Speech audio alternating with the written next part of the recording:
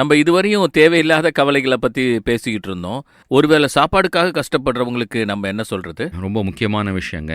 ம். கர்த்தரை தேடுகிறவர்கள், ம். நீதிமான்களுடைய பிள்ளைகள் அப்பத்துக்காக இறைஞ்சி திரிஞ்சதில்லைன்னு வேதம் சொல்லுதுங்க. ம். கர்த்தரை நம்பும்போது ம். ஆண்டவர் கண்டிப்பாக போஷிப்பாருங்க. ம். கண்டிப்பாக போஷிப்பாருங்க. ம். அவர் வானத்திலிருந்து மன்னாவை கொடுத்து போஷித்த தேவன். ம். அடிப்படை தேவைகளை சந்திப்பார்.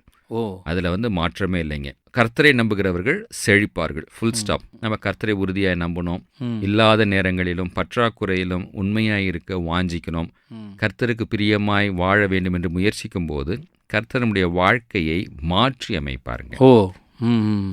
நம்ம இயற்கைக்கு அப்பாற்பட்ட விதத்தில் அனுகூலமான வாசல்கள் திறக்கும். எத்தனையோ ஆயிரக்கணக்கான சாட்சிகள் நம்ம பார்த்துருக்குறோங்க. ம். ஜார்ஜ் முல்லருடைய அனாதை இல்லத்தில் ம். சாப்பாடு பால் எதுவுமே இல்லாமல் பசங்களுக்கு எல்லாம் தட்டையும் டம்ளரையும் வச்சு ஆண்டவருக்கு நன்றி சொல்லும்போது கதவு தட்டப்பட்டு ரொட்டியும் பாலும் அந்த கதைகளெல்லாம் கேட்டிருக்கிறோம். இது மாதிரி ஏகப்பட்ட கதைகளை பார்த்துருக்குறோம். நான் என்னுடைய வாழ்க்கையில் பார்த்துருக்கிறேன். கர்த்தரை விசுவாசித்தால் மெய்யாகவே மகிமையை காண்பார்கள். இது உங்கள் வெற்றியின் நாள்.